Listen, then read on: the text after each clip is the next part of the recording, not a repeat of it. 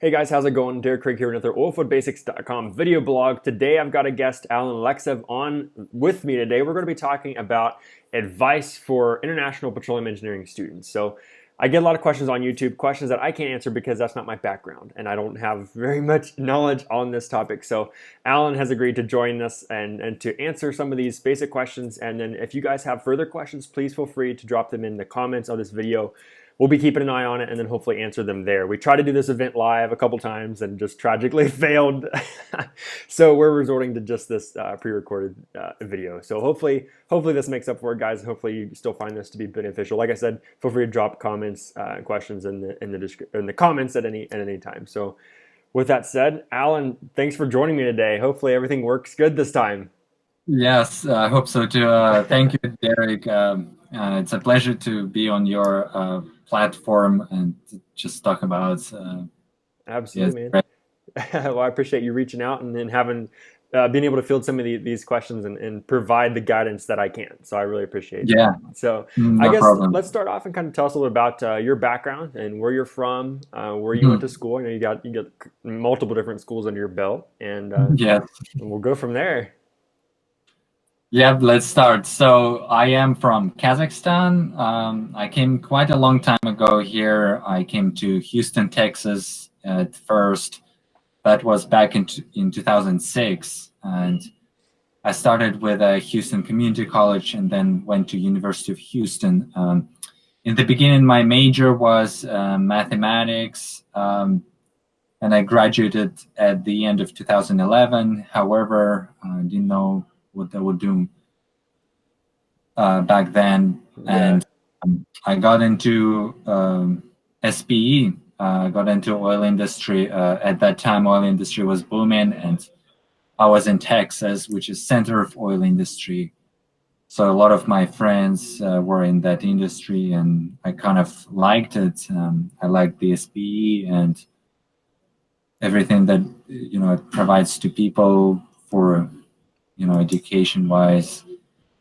So and then after that, I decided that I also want to work in the oil industry. But first, I needed to get a degree, an engineering degree. hmm So I went to University of Wyoming, and there I got my second bachelor's in petroleum. After that, I spent about half a year in Kazakhstan, um, and then I came back here again to University of North Dakota. So at North Dakota, I got my master's degree, and that was in 2016.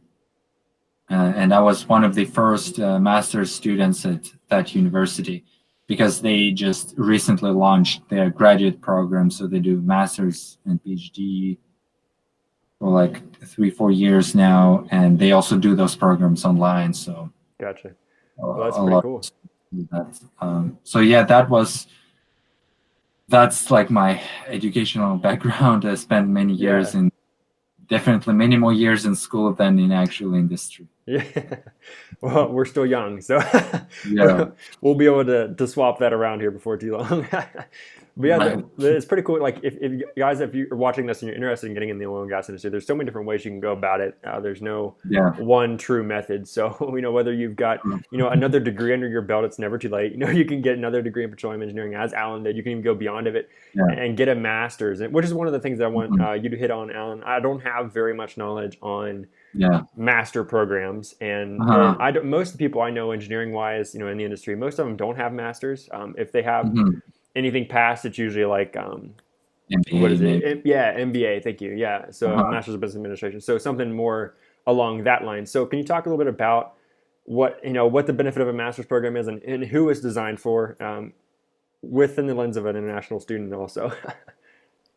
True, true. So like in my program, there was only one guy who was like from North Dakota local. Most of graduate students are actually internationals. So, for international students, it's great to get a graduate degree because then you can get the assistantship and tuition waiver for that. So that definitely helps with paying for school. Yeah, And for sure. usually, yeah, like you said, most guys who have only bachelor's degree, they go and leave the industry but then the professors that teach the classes and they need the research also, so they don't have those people, those students that can work with them. And so that's when I feel like international students come in, and then they help professors, which in return they get the school paid for. Oh, okay, gotcha. And and also most international students, they got their degrees from their home countries. Okay. Usually there, if you're in home country, I know you can get the assistantship as a local student, and then you come here and you get assistantship for a graduate program, so you can get almost full ride for your education. Okay.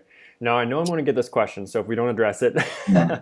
I might as well do it here. So I know I want to get the question of, if I want to get an undergraduate degree or in my home country or whatever, what would you recommend as an undergraduate degree? So I guess what's your thoughts on that? Oh, here.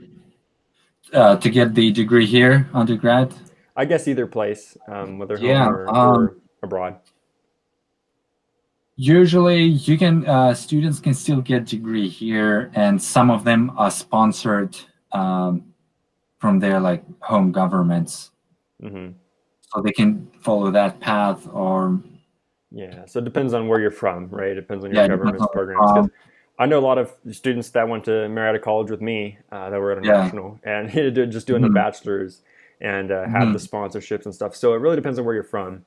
But I guess my answer to if you're going to get an undergraduate degree, I mean definitely something that's more STEM focused. If you're going to try and get into oil and gas, so whether it's the mathematics, chemical, or some other type of engineering, chemical and civil play really well. If you're looking for other engineering options to get into oil and gas, chemical and civil are pretty good ways to get in the door. Also, you can also even I guess maybe chemistry or like your mathematics or I don't know, something still along the STEM fields. I don't have a list of degrees to reference here, but something along those lines. Yeah, and I think like over the past couple of years, the oil industry has evolved, that it's more diverse now, and now it's more also computer science and programming, data science heavy. Oh my! So that background, you can get into it. For sure. And so, if you guys are followers of Oilfield Basics, I also have a podcast. And one of the recent things I've learned is even the demand for, people in the industrial cybersecurity space. So, I mean, even that has, a large, need even in oil and gas. And so, I mean, there's all kinds of ways you can get in the industry. Yeah, I feel like over the next few years, we will see more computer science people entering our industry. Yeah. But they might perhaps lack some of the hardcore like petroleum knowledge or oil field knowledge, and perhaps even your platform would help them to like fill that gap. Absolutely. Who knows, man? Yeah, for sure. But yeah, for us international students, it's great that we are given a chance to work here. It's called OPT, Optional Practical Training. So you get it for up to 3 years. And that is what I have right now. It is given for you to supplement your theoretical classes. So that is the name, practical training. So I got the practical training in the field in Midland, Odessa area. I was doing mud logging. Mud logging is a great first job for oil field because you learn the oil field conditions. Yeah. Live on the drilling rig, you learn drilling operations. Yeah, and get immersed in the culture. Yeah, you interact with a company man and some people from the operators company with geologists. So it was great experience. I really value it. Yeah, and that's a pretty cool background to have. And so, obviously, I guess one of the things too I want to hit on, the students who are coming over, what they would need. And so I guess you already hit on one, so the OPT. Is there anything else along like visas, or I don't even know? No, visas. To get a visa shouldn't be difficult as long as you have confirmation from university. So the most important thing is to get admitted to university, and for that you would need to contact professors in the school of interest and see if they are willing to work with you. Like I said, if they want to do research with you. Usually that comes from professors, because then you would formally apply to university. And once you get admitted, this is the document that you go to your consulate, U.S. consulate abroad, and get a visa. And I went through that process many times. Yeah. Okay. Gotcha. Uh, the advantage would be, back to our undergrad and graduate question, is actually that if you graduate first with a bachelor's degree, you get OPT, and then if you graduate with a graduate like master's degree, you get another OPT. So you can actually work up to like 6 years here. Oh, okay. Pretty Gotcha. good deal. Yeah, for Yeah, sure. for as long as your degree is in STEM, science and technology. Oh, really? Aaron, yes, Gotcha. then you get additional time work, like it is a work permit. Gotcha, gotcha.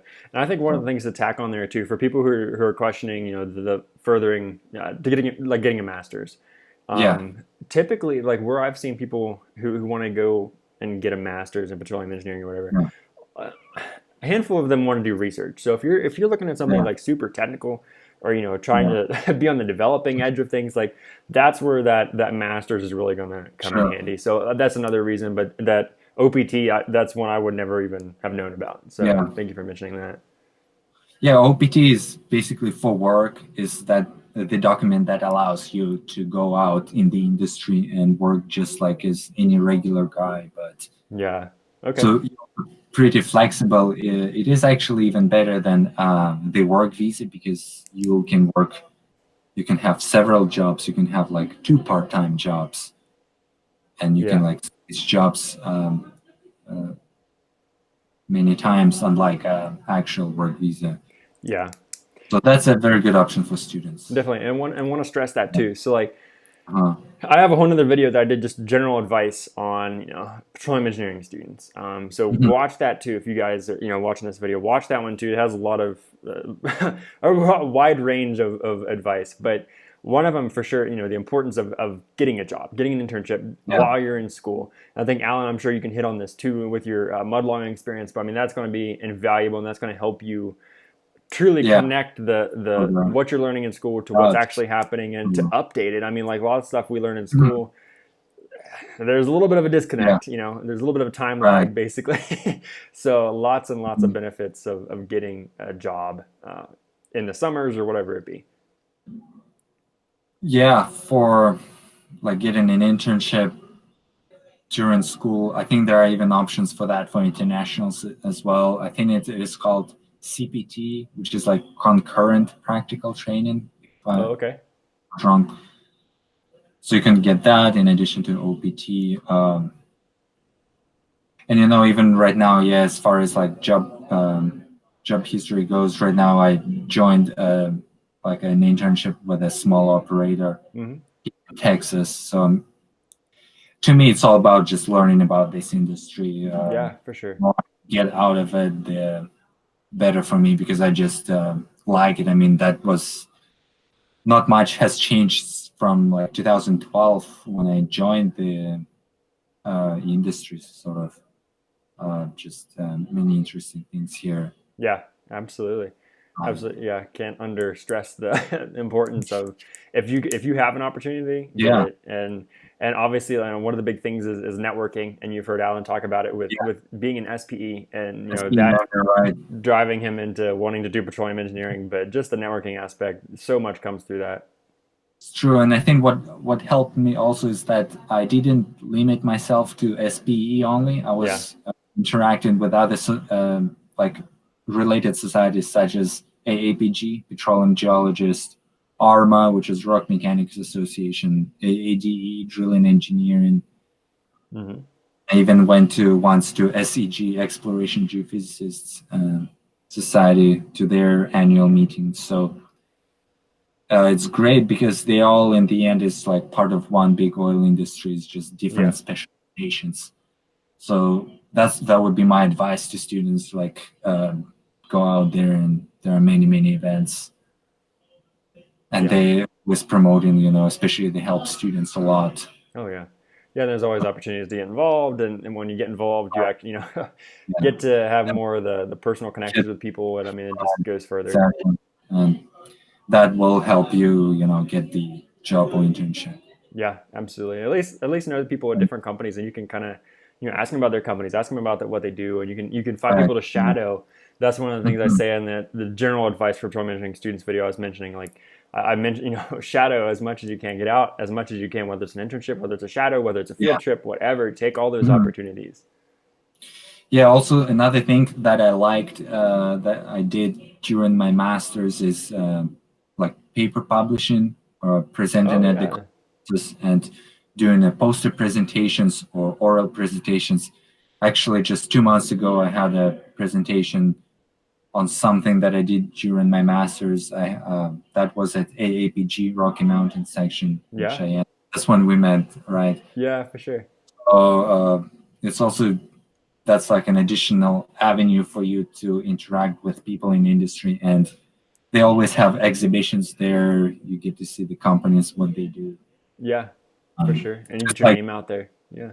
right, and it's like even if you don't work, even if you don't have internship yet, while you're as a student, you already get an idea of what you might be doing, type of people you might be Yeah, working with, for and sure. so right, yeah, Yeah, and we never know. There's such a big industry, and that's one of the reasons we started uh, Oilfield Basics, is because we can't ever learn it all, right? So we're just trying to yeah, provide that resource where we can never stop learning about all these different aspects of our industry, and you never know where yeah, you're going to be working. We right, well, maybe not quite a week from now, but like over the but next couple months, over the years, next year, like you never know yeah, where your career's going to take you. So knowing yeah. people, having those connections, you might not need them now, but you might need them a year from now. So all solid advice. Let's Plus, start. Oh, go ahead. I would add also like quickly just to keep up with your students whom you went to school and also your fellow students, kind of like me and you. Maybe you went to Marietta College, I went to Yeah, other schools, but we're still like part of the same class almost. So yeah, for sure. connections. Yeah, and I appreciate that. And actually Yeah. transitions good into the next what I was going to talk about. All right. So you've been to different universities, Right. three, I guess it looks like. And so Agree. I guess for someone who's wanting to come over and either study petroleum engineering here or whatever it be, who's wanting to Yeah. study abroad in the United States, Uh-huh. how, what advice would you have in terms of picking a college? Right, there's so many to choose In from. I'm college. sure you've browsed through more than I have. Yeah, yeah. So I studied in three universities, but I also visited other schools. I'm Like I visited sure. LSU Petroleum Program, Oklahoma University, and I don't even know where else. A bunch, probably. Yeah. All of them. Yeah. Uh, yeah. I mean, of course, the cost would be important factor. So students, especially foreign students, should look at that Yeah. because we will be built at the out of state rates and how I guess the program is developed. If they have a strong even student SP society, to me that would be kind of important factor. Uh, Of course, like big schools, they usually have it on a very large scale, those student societies, and they have Yeah. professors too. Yeah. Maybe they could look if the program is accredited by ABET or not. I Yeah, think, that's a good one. yeah, most of the schools in here in US, they are accredited, and And companies oftentimes require that too. true, yeah. Um, like I've met indeed schools from, I've met students from most of these petroleum schools, especially that SP Student Summit Symposium that Yeah. goes where the Petrobol is. Oh yeah. Yeah. Yeah, and everybody is just enthusiastic. And you almost like feel like, well, pretty much all of them are good. Just Yeah. see where maybe you like the climate more, or you can apply one can apply to all of them and just see Yeah. where they get accepted. There are not that many of them. I think there are only like 20 schools in the country total that offer petroleum. Gotcha. There's still a lot to decide from, but yeah. Yeah, Yes, it maybe. comes down to, a lot of it just comes down to, whatever your preference is. Uh-huh. For me, I know I wanted a small school. Yeah, yeah, That small that's a school factor feel. too. I mean, And you can so, go to Texas A&M, which oh has yeah. one of the enrollment, or small schools like yours. hmm Yeah. So it depends on what you want. It depends on it depends on the field you're looking for. Also, Yeah. like the ABET accreditation also depends on, you know, which ones you apply to and actually get accepted for. Some of them, like the smaller ones, are more, Yeah. at times it really depends. Yeah. But you know, might be more strict on what, because they can only have Yeah. so many. So it I really think that's depends on a lot of that as well. yeah. I mean, they can only accept so many, so they may deny you even if you're a well qualified student. Yeah. They will deny you just because they don't have a space. Yeah, and obviously the finances, like you said too, we need to Yeah. be responsible, especially if we're taking an honest debt, right? We need to be conscious Yes. of what we're paying. If you're sponsored or something, that's fantastic. Take advantage of that Yeah. opportunity, but still go to where you want. And that's where the networking plays into it as well. Like you said, if you Mhm. know students from, you know, those universities and stuff, that's going to help you decide, Yeah. you know, maybe what culture That is would fit true. you best. Yeah. Or maybe like let's say if you're coming from one particular country, maybe if that university has a lot of students from that country, maybe it can help you to kind of blend in easier. Yeah, yeah, yeah, Yeah, for sure. factor. Yeah, and one of the things I wanted to hit on as well. So for anybody Mhm. who's going for the master's program, this isn't something that Yeah. I can provide advice on. So I guess Yeah. what's some general advice you'd have for anybody who's pursuing a master's in petroleum engineering, whether they're international or whatever? For masters, yeah. So compared to bachelor's program, you take fewer classes, and you taking only five. You may only take like 5 or 6 classes at all, and then half of your time would be dedicated to research. So you would eventually write some thesis, and you might publish a couple of papers. So it prepares you more towards like research based. You would be dealing more with reading, other research articles, research papers, and you're taking more advanced classes as well. Like you might take classes that were not offered on undergraduate level. Like I took geomechanics, geostatistics class, or advanced drilling. Mm-hmm. So I would say it's just maybe it's not as deep as PhD, but it's more in depth than bachelor's. It's like extended maybe bachelor's. Gotcha. And any tips for success, I guess, for someone taking that program? Uh, no, I think it should be more or less similar to bachelor's. You just when you take a class, some undergrads might take a graduate level course, so you're over there. You're almost on the same level. Mm-hmm. level. And then for your research to me was definitely something new. I have not done research on the undergrad level. But then if you have a right advisor, or if you interact with other students who were there before you, maybe some beginning PhD students, so you just see what they do. It involves just also learning, like reading other scientific articles, journal publications. Mm-hmm. Gotcha. That prepares you for the mode how to create your own content. Oh, okay. Gotcha. I appreciate that insight. Is there anything, I guess, let's circle back and kind of hit a little bit of the cultural aspect, and then we'll probably start to wrap Um, up the video here. But like, so whenever you yeah, first came to study abroad, so in the United States, was yeah. there anything culturally that was a bit of a shock, or anything, any type of cultural advice, I Mm. guess, for anybody who's looking to study abroad in this type of a program?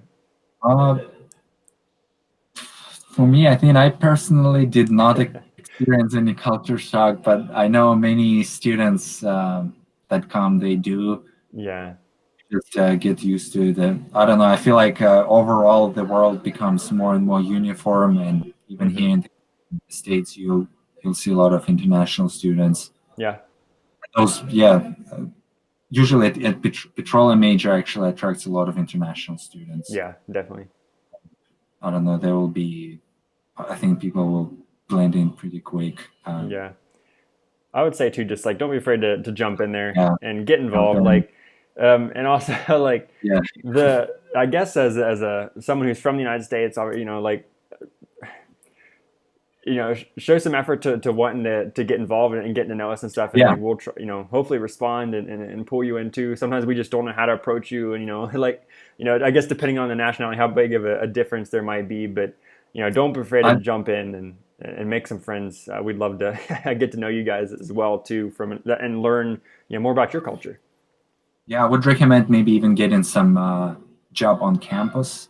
You can become like a tutor or work in a lab, in a computer Yeah. lab, and that would just help you also just interact more with local American students and blend in more, improve your speech and English skills. So Yeah, that's a great more idea. time on campus. Yeah. Yeah, for sure. And I guess my final question for you in Huh. terms, I guess what would be the biggest thing that you either wish you had known before you started all this, or your biggest Uh, learning throughout all this, or I guess what would be something like that that you'd like to share with everybody to kind of leave us all with? yeah. Um, well, so industry definitely has changed over the last several years. Like we mentioned, it's going into more like computer science, data science stuff. So right Yeah, now, the skill that everybody needs to have. So I would recommend learn more about that, and maybe even take a programming class along with any of your electives if you can. yeah, That would be good. And then just do it for because you like it. It's good and exciting industry. You need to do it for the right reasons. So yeah. And I appreciate that. And I think we can conclude there. That's one that I try to push as much as I can, guys. I mean, like, don't do this degree or this. Don't come in. Don't be a petroleum engineer because of the money. It's yeah, for sure.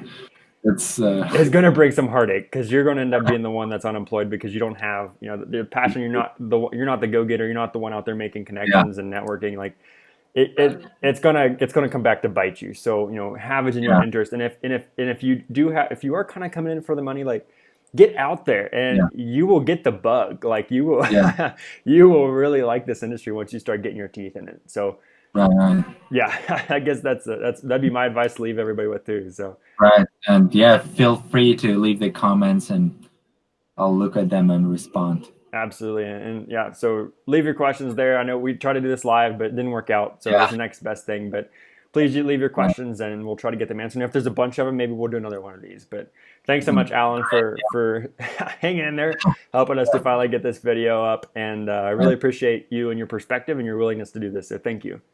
No, it was my pleasure. Thanks for speaking and hosting me, Derek.